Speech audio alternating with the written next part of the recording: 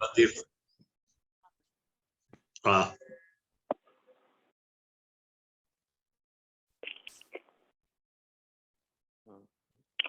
again, and this week's Sedra is Terumah, which talks about making the sanctuary, and that means the Jewish people are camped at Mount Sinai. They've heard the Ten Commandments. It's been a very spiritual moment. And then comes the building of the sanctuary.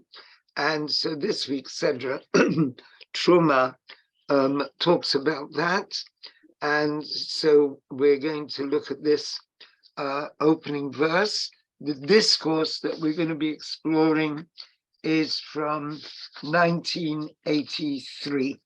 A discourse the Rebbe said in 1983. So that's what we're going to be exploring.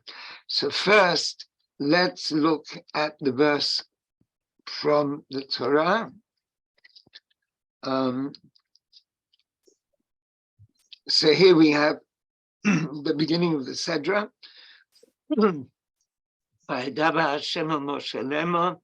Hashem spoke to Moses, saying, and he says, speak to the children of Israel, Dabel b'nei Yisrael, v'yikhu li terumah, and let them bring or take for me a offering.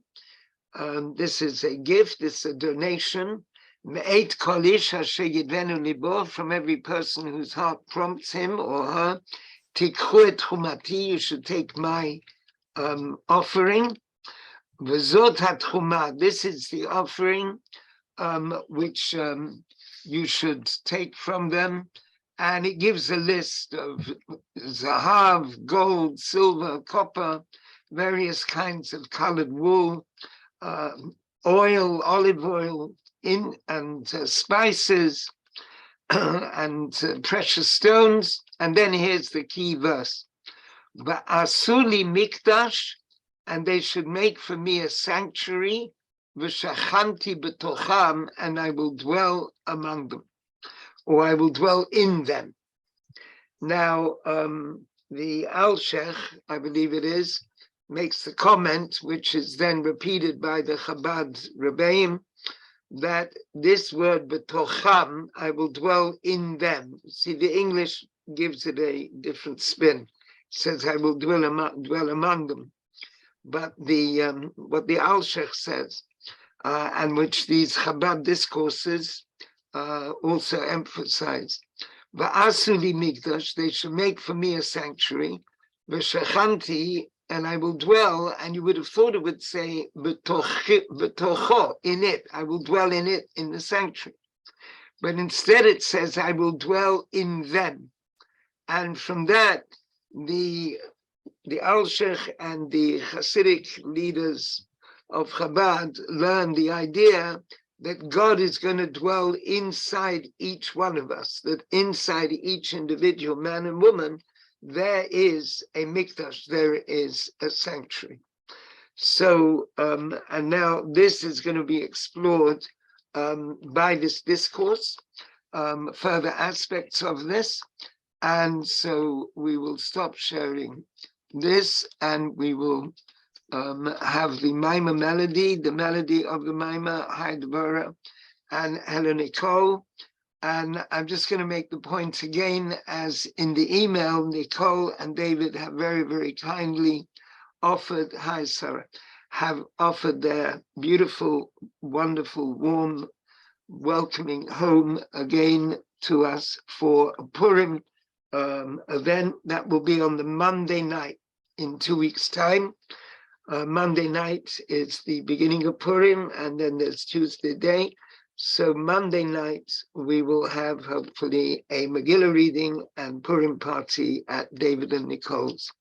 And so everyone that's in Northwest London, Oakwood Road, and so NW11 6RN, and everyone who's able to come physically, I hope you can make it.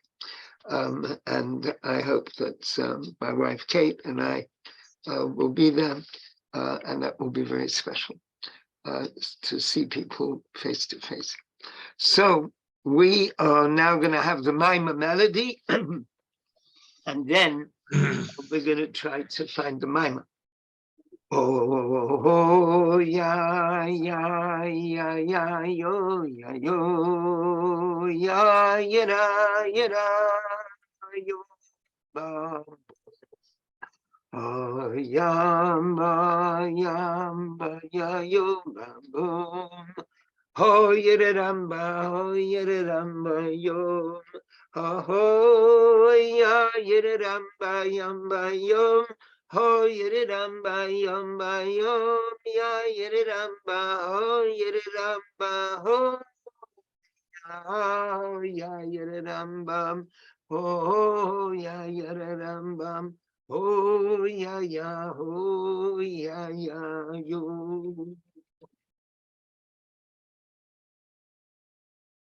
And we find the discourse, hopefully.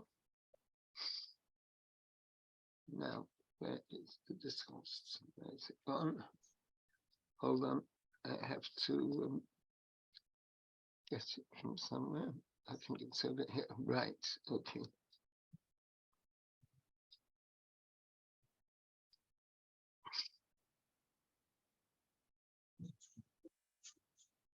Right, here's the discourse.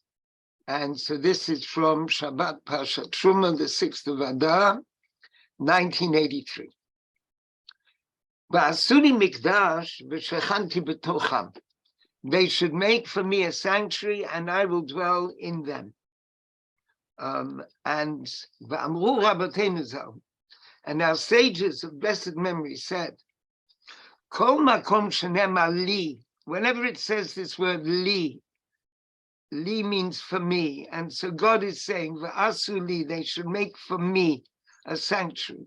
So the sages say, whenever it says for me, eino zaz le'olam, it doesn't move, it's not dislodged forever. Lo ba'olam hazeh, not in this world, v'lo ba'olam haba, not in the future world. So, for example, b'veit hamikdash ma'hu omer, about the temple, what does it say? V'asu li mikdash. They should make for me a sanctuary. So it's emphasizing this word, this word li, that it means for me, which means that the sanctuary should be eternal. Now we're all aware, that the sanctuary was made. Okay, we don't know exactly where it is. The temple was built, was destroyed. The first temple, the second temple was destroyed. Now that's exactly what the question which the Rebbe asks.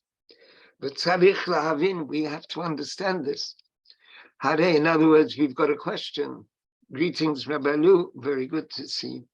This is from Tafshin Mem Gimel, the discourse, the Terumah discourse of Tafshin Mem Gimel. 5743. So we have to understand Hari HaMikdash, now the sanctuary, the temple, which means the sanctuary they made in the desert, which is called the sanctuary. Hayu bo shinuyim, there were changes that took place. It moved from one place to another. How can you say, just on that score, how can you say that it doesn't move? It's like permanent. The sanctuary wasn't a permanent structure. It would be folded up, put onto wagons, and then they would come to a new stopping place and put it up again. And then the temple, the actual physical temple that King Solomon built, the Abayit Hasheni, and the second temple, Shneim Nechrevu, they were both destroyed. Not only did they have changes taking place in them, they seemingly were completely destroyed. So how can the sages tell us that it doesn't move forever? It's from the Midrash, this statement. that when you've got the word li, it's permanent, it doesn't move forever. How can you say that, whether about the sanctuary, which was impermanent and moved from place to place and kept being folded up and put up again, folded down, folded away, and then erected again, and the temple in Jerusalem, the first temple was destroyed and the second temple was destroyed. So that question is asked by the previous Chabad Rebbes. Now, the third Lubavitcher Rebbe, named Menachem Mendel, and he's called it Tzemach Tzedek after a series of books that were published with his responsa, his letters explaining points of Jewish law. People had asked him from all over Russia points of Jewish law, and he had written answers to them.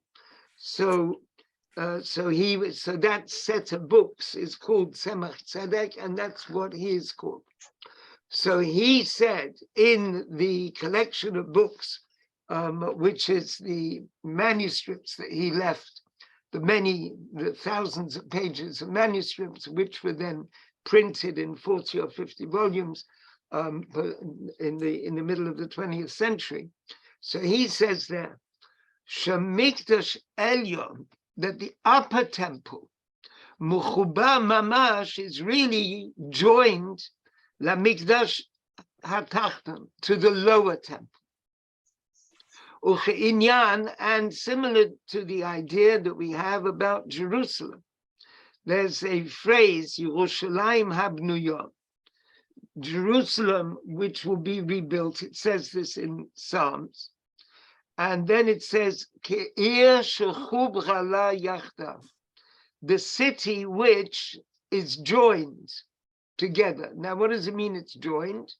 Sheyerushalayim shel Maila, that the upper Jerusalem, Muchuberet, is joined in Yerushalayim shel Mata, with the lower Jerusalem. So Jerusalem is joined to the upper Jerusalem. There's a spiritual Jerusalem, and the physical Jerusalem here below is joined to that spiritual Jerusalem. In the same way, the Rebbe is saying, the temple, which is here below, is connected to a spiritual temple. And that spiritual temple is eternal, even though the physical temple might get destroyed. But the spiritual temple is always there. And that's what it means, that it is never dislodged, it's always there in an eternal way. That even now, in spiritual terms, Mikdash Elyon, the upper temple, radiates to us. So that's a way of understanding this Midrash, this saying, that since it says the word li, right? It's still highlighted over here. Since it says the word li, for me, they should make for me a sanctuary. And the Midrash says that whenever it says li, for me, it's something which is permanent. So the permanence of the temple is in the spiritual temple. So that's the way that Tzemach Tzedek, the third Lubavitcher Rebbe, explains this. Omnam, line 16. Omnam lechaora, but it seems, says our Rebbe, Inyan zeh shayach lemikdash elyon beruchniut, saying that it's eternal, that is talking, as you've just explained it, as the Tzemach Tzedek just explained it, the third Rebbe. This is talking about the upper spiritual sanctuary, which is a spiritual thing, not a physical thing. But how does that, what does that have to do with a physical temple? Alav Ne'emar, about which it was said, V'asuni mikdash, they should make for me a sanctuary. That's the sanctuary in the Sedra of the week. And it's talking about making a physical sanctuary here in this world. And when the sages say that if it has the word li, for me, they should make for me a sanctuary, she'eino zaz le'olam, that it's permanent, what's that got to do with the spiritual temple? The spiritual temple is all very well, but what about the physical temple down here? And that's the physical temple about which it says they should make for me a sanctuary.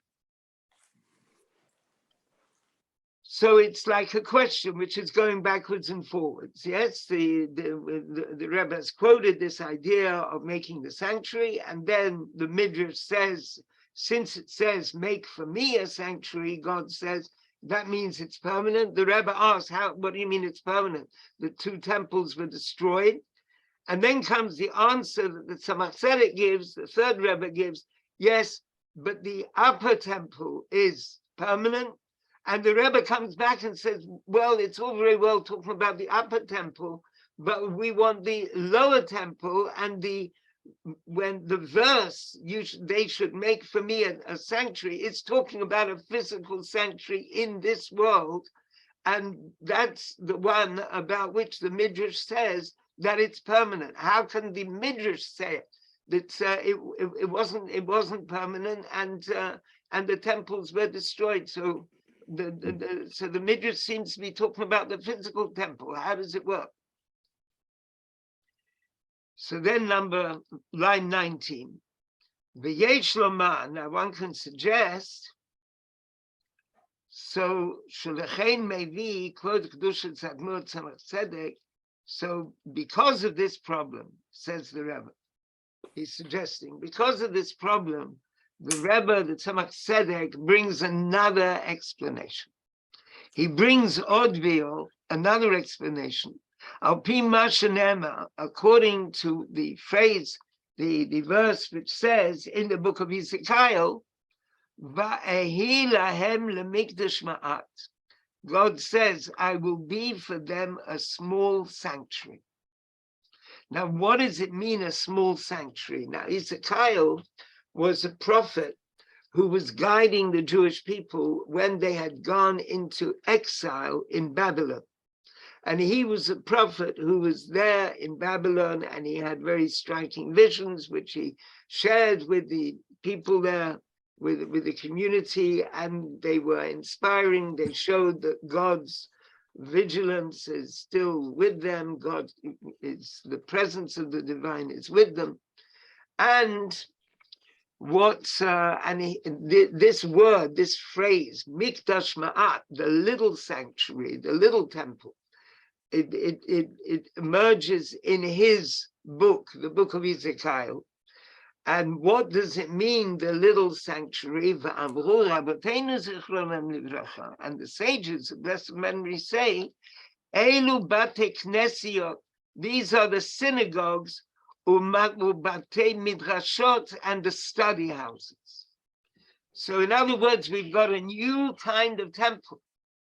There's the actual temple in Jerusalem, and then we have these synagogues, which are all over the world now. And at that point, they were in Babylon. They made synagogues, they made study houses, and those synagogues and study houses, they are the Mikdash Ma'at, they are the little temple.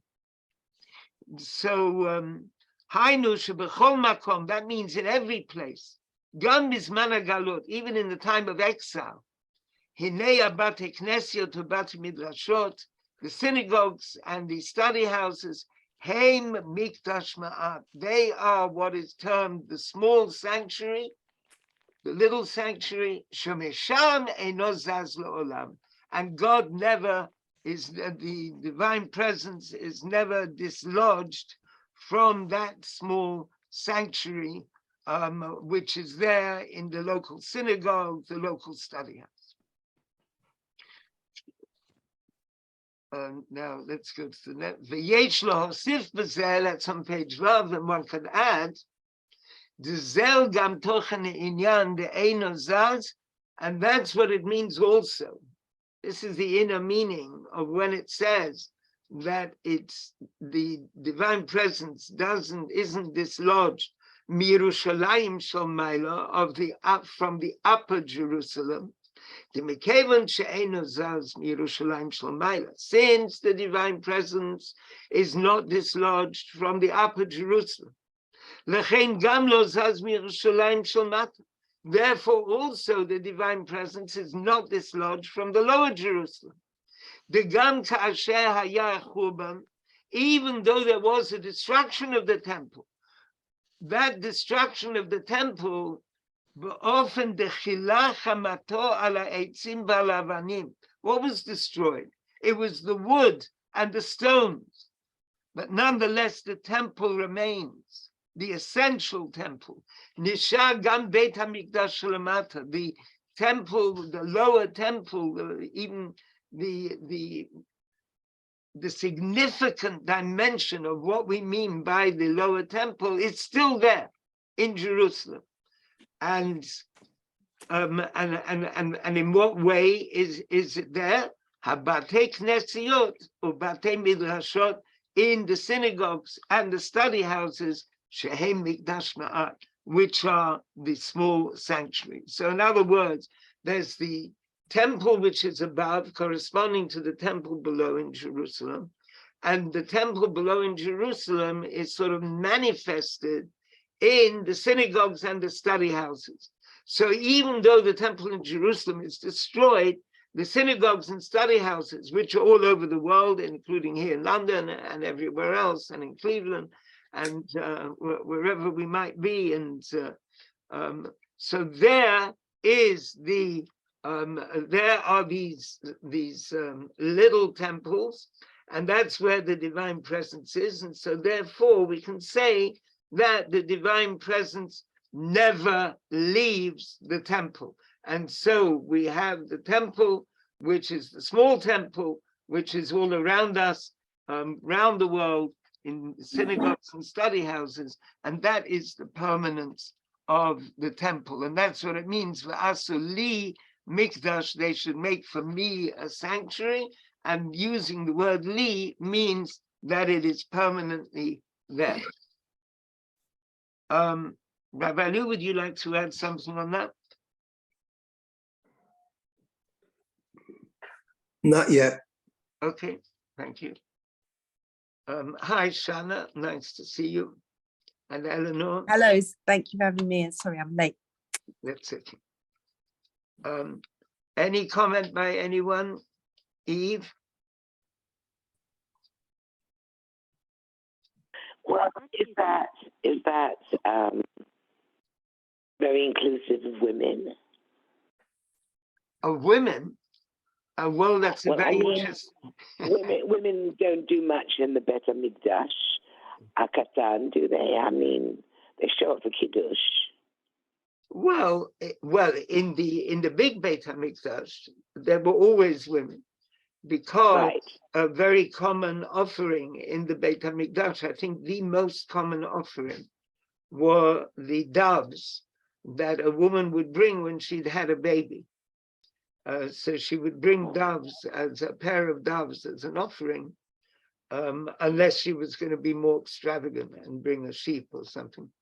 And so there were always like queues of women waiting, to bring this offering. Well, that's lovely, but it didn't transfer, did it? To the study houses and the synagogues. Yes.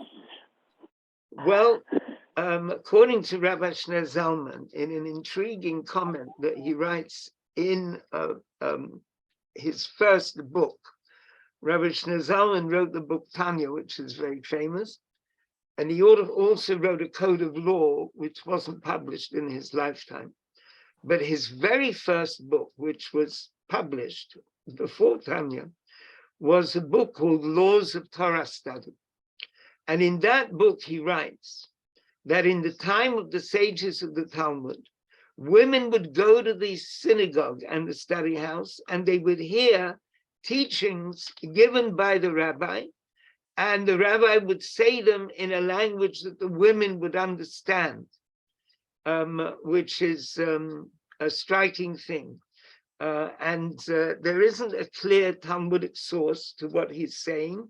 It's a comment by Rashi, and Rabbi Shneur Zalman Rashi speaks about it as if it's for men who don't understand sort of the scholarly Hebrew, But Rabbi Shmuel Zalman infers that it's not only men, it's also women, and they would go and they would listen to the rabbi giving this sort of instructive sermon. So as far as he was concerned, there was some sort of place for women in the synagogue. And of course, in a modern community, the section for women is a very important part of the synagogue. And for women who manage to get to the synagogue, it can be a very meaningful experience. So the study house, at the moment, most study houses are male study houses. There is a sort of Orthodox movement trying to create women's study houses. But certainly the idea that women should study Torah is, even if they're studying at home, is certainly an important thing. So their house, now that's a very interesting thing, actually. I'm very glad you mentioned this, because the Rebbe applied the word mikdash ma'at to the small sanctuary, to the home, where the woman is the mistress of the home. So there's the small sanctuary in the temple, there's the big sanctuary in the temple in Jerusalem.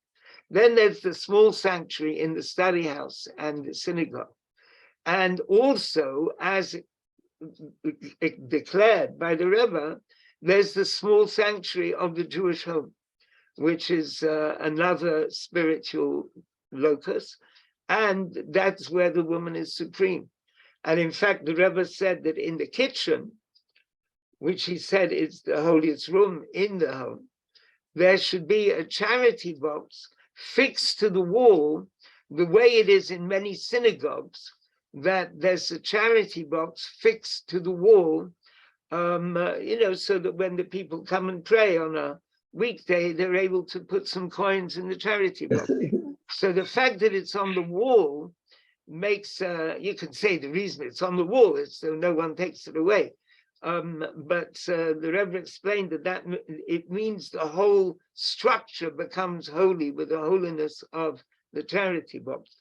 And he recommended that people should fix on the wall of their kitchen a charity box, so that so the kitchen and the house are manifestly something holy.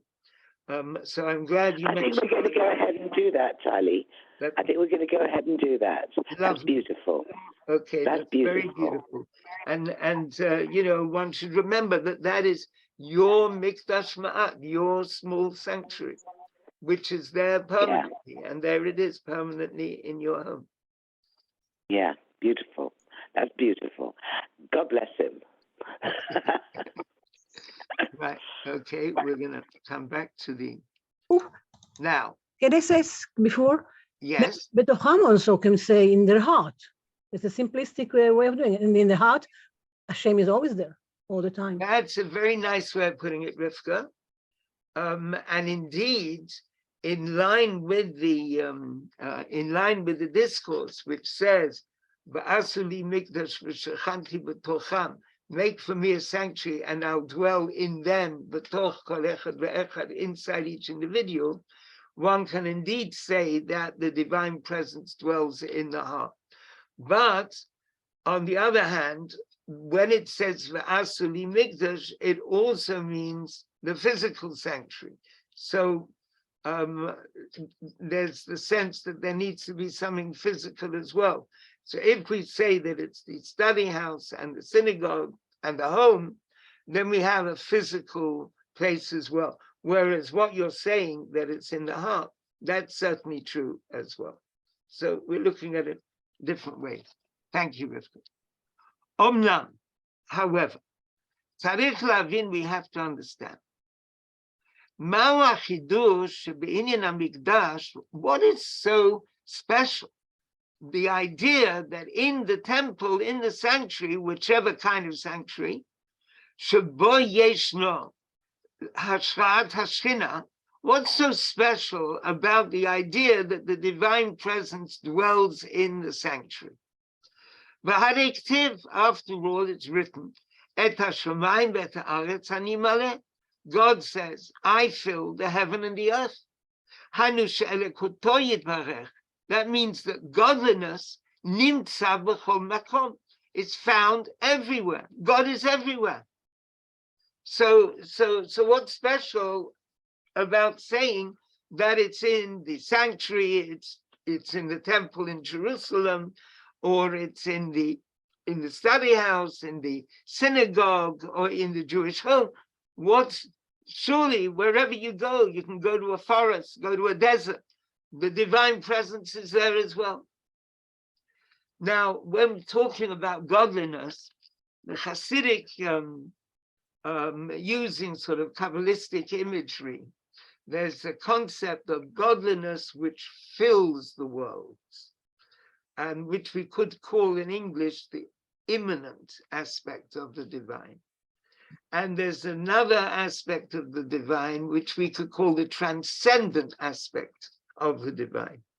And the Rebbe explains how this phrase, this verse speaking about how I fill the heaven and the earth, God says, this refers to both those aspects of the divine.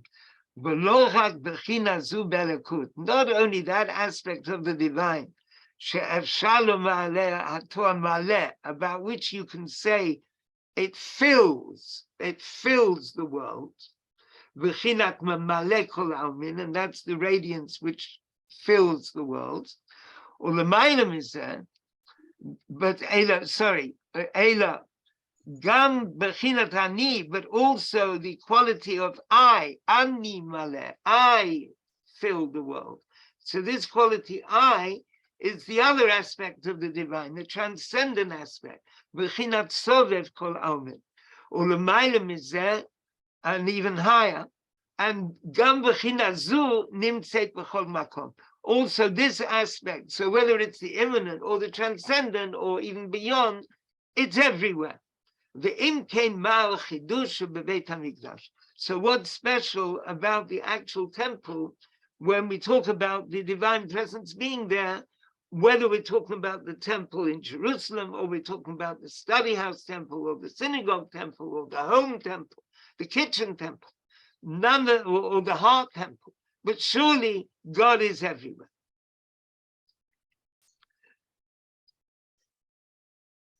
So, now even if you'd like to say, this is a very interesting way of understanding.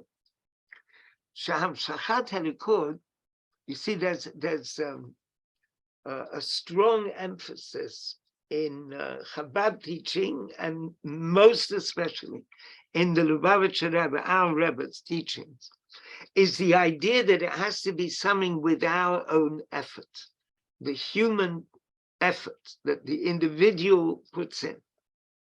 So even if you suggest, line 17, that the drawing down of godliness has to be through the service of the individual. A person has to do something about it. Now, you see, when we say that God fills the heavens and the earth, so we're not doing anything about that. God fills the heavens and the earth, full stop, whether we're there or not. Seemingly, God fills the heaven and the earth. But when we're talking about a sanctuary, whether we're talking about the sanctuary that they made in the desert, or the temple that they built in Jerusalem, or the study house, or the synagogue, or the kitchen, that's all a place where people are doing something. So, so you might say that that's the important thing, that there has to be the action of human beings involved in enabling this divine presence to dwell there. But still, adayin eine muvan, but there's still a question. Why does this directly link to this verse about making for me a sanctuary, which seems to be about the specifically the temple, and so what is the significance of the temple if God is everywhere anyway? Now, This is a very interesting question. And the Rebbe is going to quote Tanya, Acha'inyan hu. Now, this the answer to this, Kamavor Baruka Tanya, as explained at length in Tanya. Now, in Tanya, it's the last 3 chapters of the first part of Tanya is answering this question, and it's something very striking. Acha'inyan hu, but as it explains in Tanya, the hachidush de Beit HaMikdash, the special thing about the temple, hu shetiyeh hashchat hashchina begalui, that this divine presence should be should dwell there in a revealed way, b'makom mesuyam, in a particular place. U'kamo hanefesh hamitlabeshet beguf, like the soul which is enclosed in the body. Now, the soul is really something that pervades everything. It's there throughout the body, in the sense that the nefesh, the soul, gives life to the body. So the body is alive. Every part of the body is alive. The ota nefesh, that same soul, he mitlabeshet, is enclosed in all the 248 limbs of the person, versus sagidim, and the 365 sinews. The nefesh, the life force, is all around the person's body everywhere. And nonetheless, God created a person in such a way that the place where the soul is most revealed is in the brain, in the head.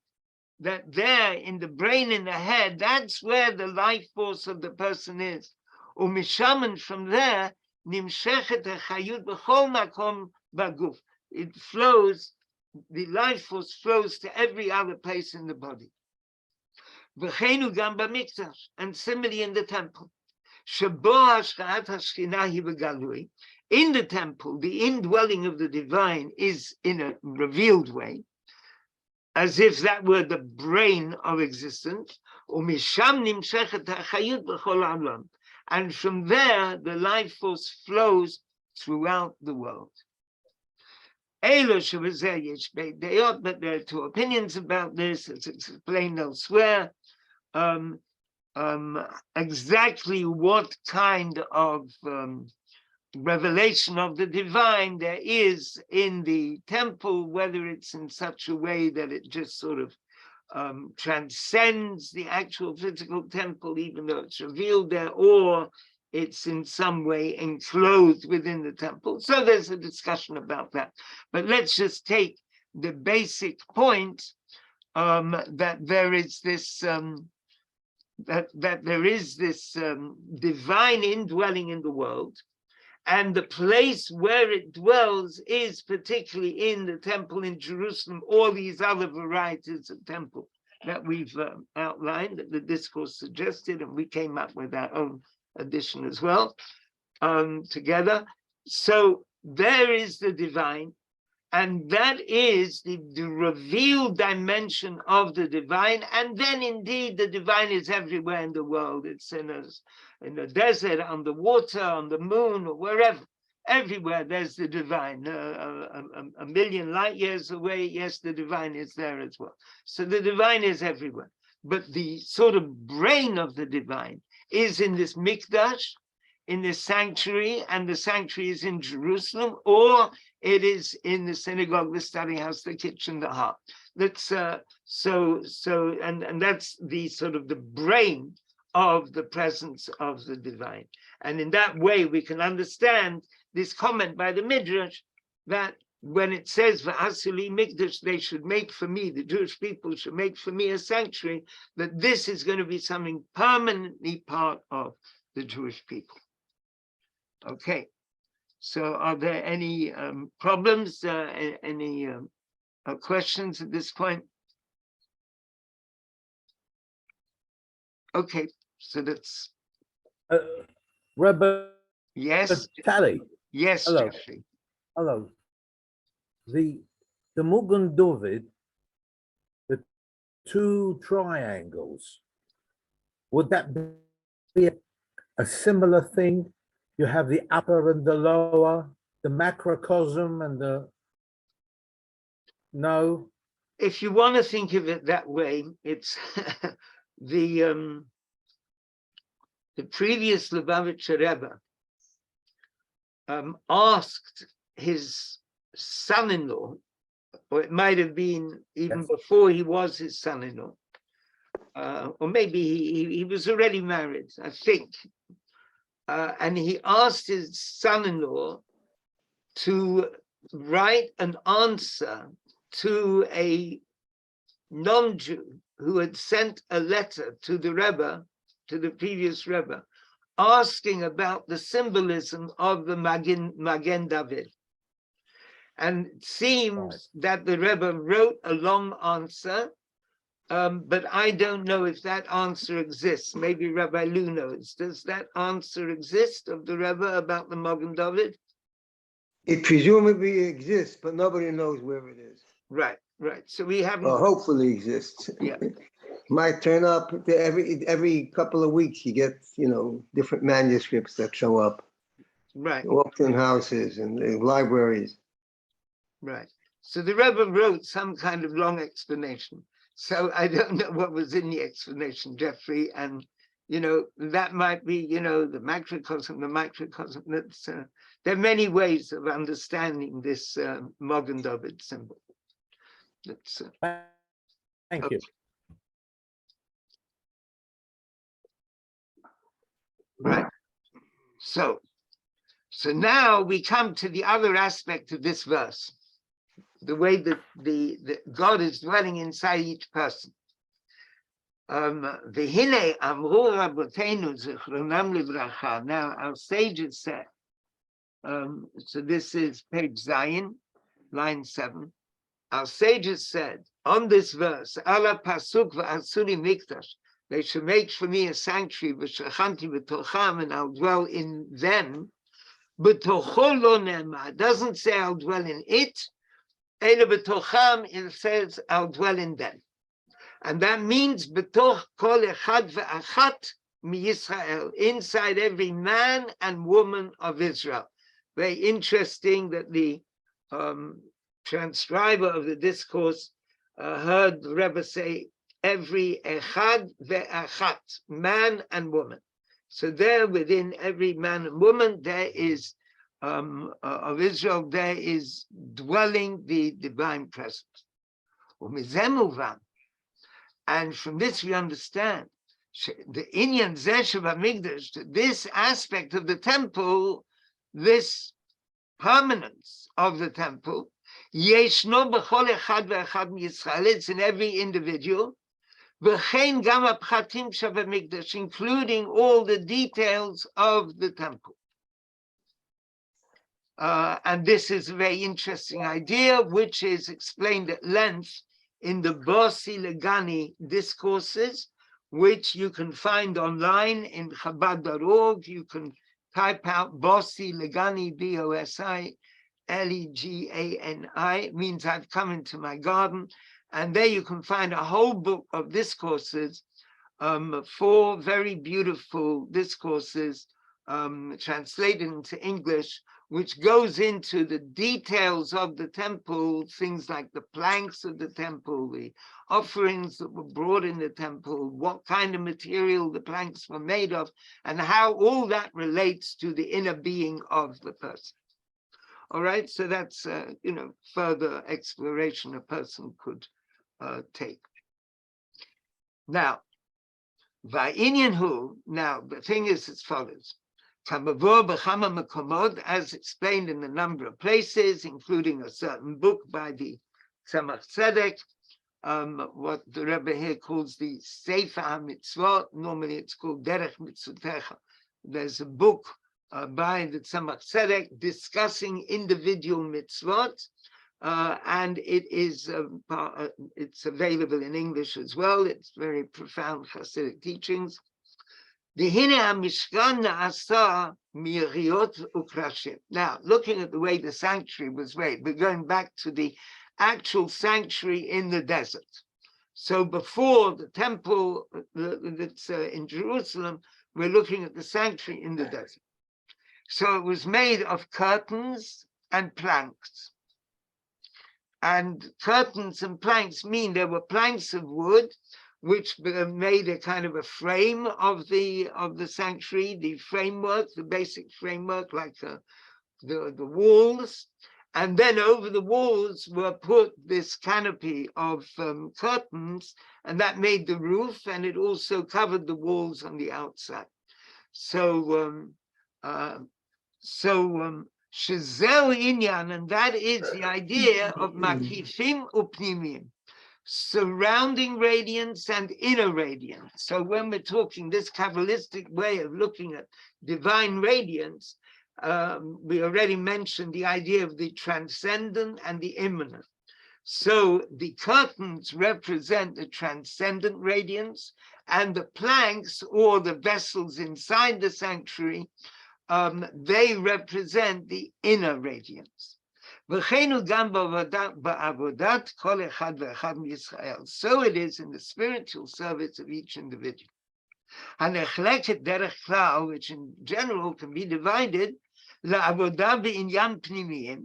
service with inward things, and service with more surrounding. So the immanent, the inner thing is like something inside, and then there are things which surround. So there's two kinds of service. So for example, study of Torah is an inward activity. We understand the Torah, we think about it with our mind, it's sort of assessed, discussed, explored, investigated. That's all like cerebral dimension, and it's something that's happening in an inward aspect of the person. Whereas if you talk about the person's strong will to achieve something, that will is something which covers the entire person, and so everything in the person is sort of focused on this will that they have to do something special and spiritual and holy. And so that will is described as the surrounding energy. And then the Rebbe links this with another verse. God wears light like a robe. Noteh shamayim kayeria, spreads out the heavens like a curtain. The yesh b'chinat shamayim kayeria, there's the heavens like a curtain. Shehu b'chinat makif mibachutz, that is this surrounding dimension, external. The yesh b'chinat oteor, and there's also the idea of wearing light. She'inyan ha'or, and the radiance of the light, the shining of the light, hu laha'ir midifnim, is in order to illuminate inwardly, pnimio, in an inward way. So that is, so this is linking the same idea that there's an inner form of service and an outer form of service. And now it's going to translate that into the actual life of an individual. Line 22, Adam, and in the service of the person, that service which is like something surrounding, something which is outside, like a garment outside. Now it puts it in a very interesting way here. That this outer dimension is the keeping of the mitzvah. The hamitzvot heim levushim, because the mitzvot are garments.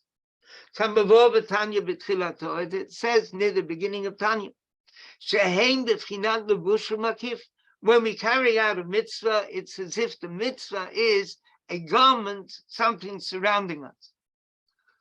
And then he goes into different kinds of mitzvah. But let's just understand the other pole. So there's mitzvot and there's Torah. So mitzvot are something which surround the person, and the Torah that we study is something internal. So then, coming back to the mitzvot, he explained that there are two types of mitzvot. Yesh ubepratiyut yoter, this is page 8, and it's line 3, in more detail. Yesh b'mitzvot shtei bechinot. There are two aspects of the mitzvot. Bechinat makif hakarov ubechinat makif harachok. Now, this is a very profound and beautiful idea, that when we're talking about a surrounding force, a surrounding radiance, there is a closer surround and a more distant surround. So if you imagine a person in a house, so the person is wearing clothes, and the clothes are like the clothes are the surrounding of the person, but they are close, not clothes, but close. They are near the person. The person is in his or her clothes. So the clothes are around the body of the person. But the walls of the room or the walls of the house is a more distant surrounding, and it's also surrounding the person. So we've got two aspects surrounding us in physical terms: our own clothes and the walls of the house. Just a minute, Ophir, let's finish this paragraph and then we'll discuss. So there we have two types of surrounding energy, as it explains in Hasidic teachings. And so this also is expressed in two different types of mitzvot. Having said that the mitzvot are the surrounding dimension. Sheyesh mitzvot shein al pi tam b'das. There are some mitzvot which the mind can comprehend very easily, like it's a mitzvah not to steal. So the mind can comprehend that. Yes, even if we didn't have the Torah, there would be a social contract, utilitarianism, whatever. We would understand somehow that you don't steal. Then there are mitzvot which are beyond understanding, and something like kashrut, for example.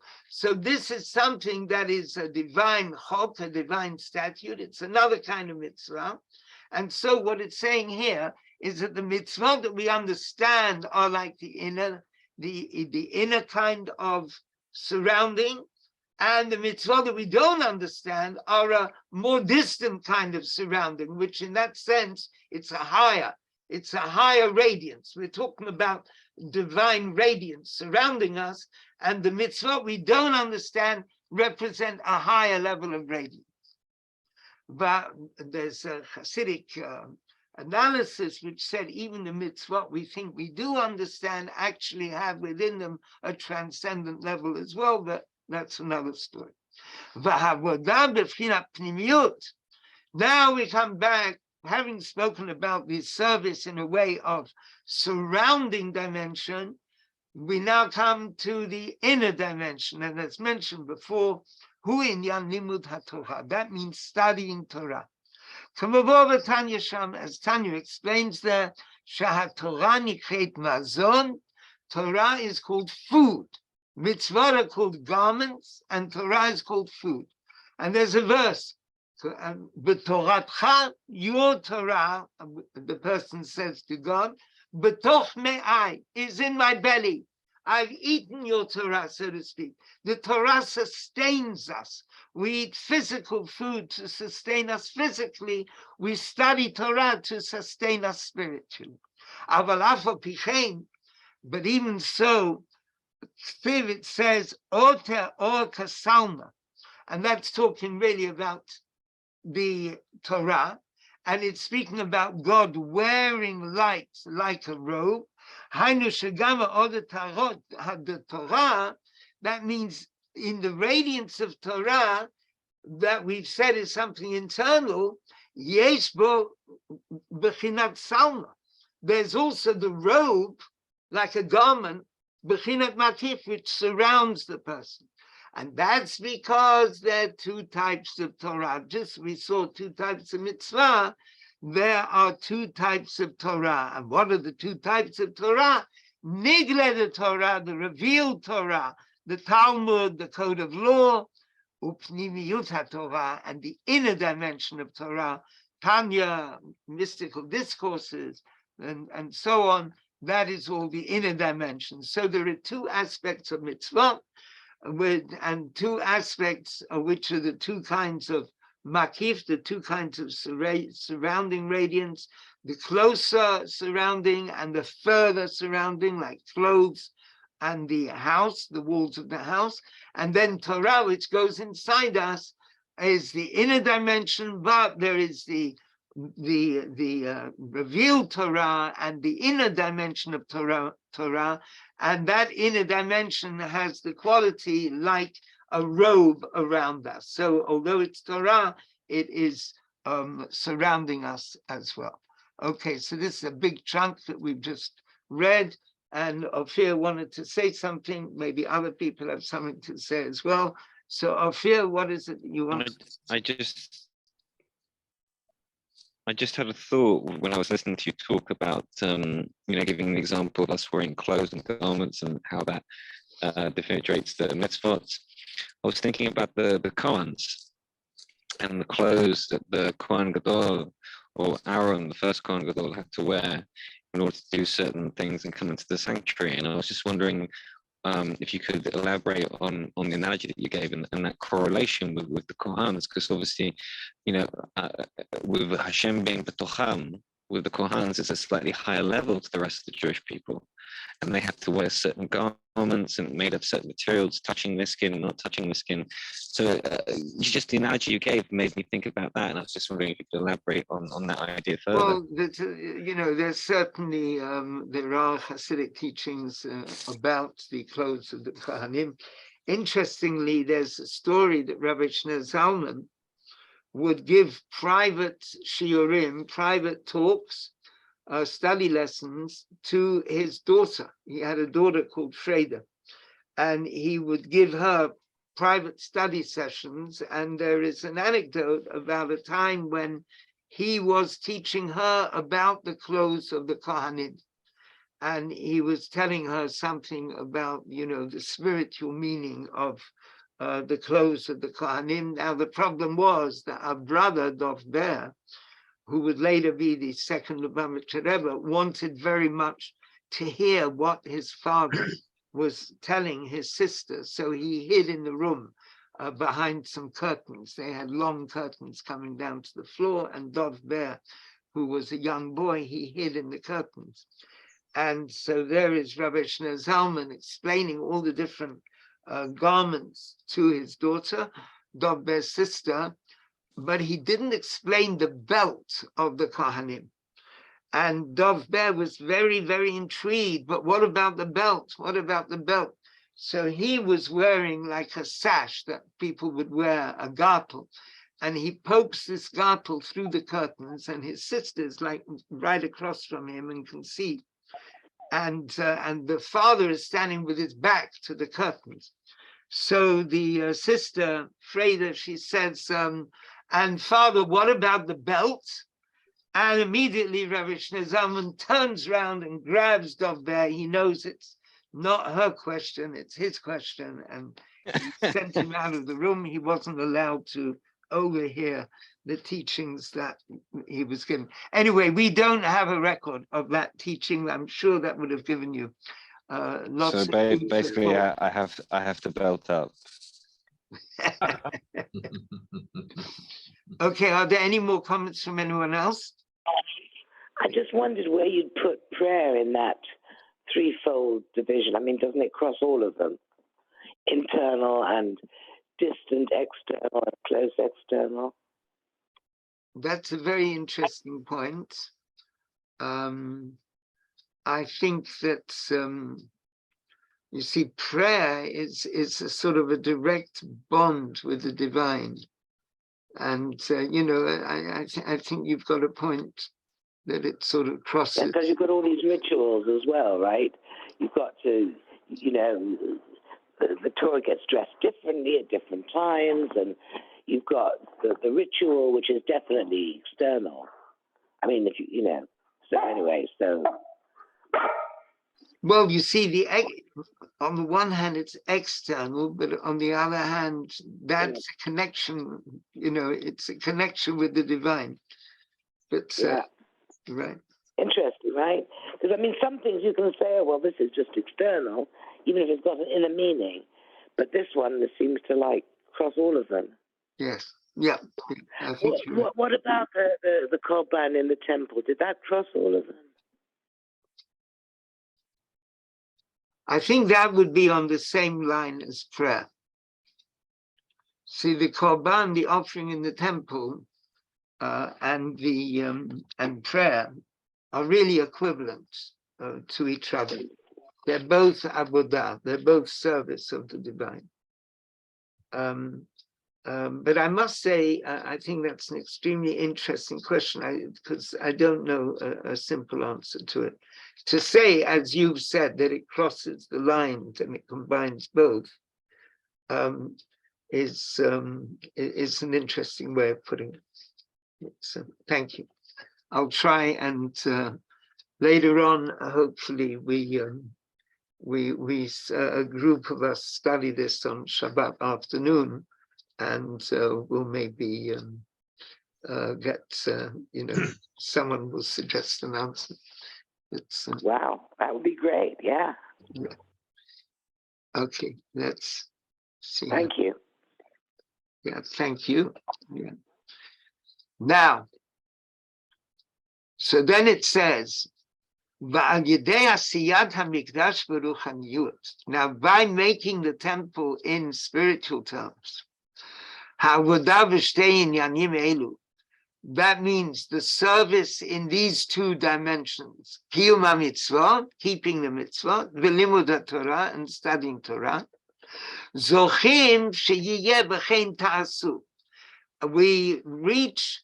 merit that we should have what the verse says in the Torah, v'chein ta'asu. You see, there's a phrase, thus you should do, which is there in the Sedra. I should have highlighted it when we read the Sedra. But Rashi says, L'dorot, you should do this for the generations in the future. So they're making the sanctuary at Mount Sinai.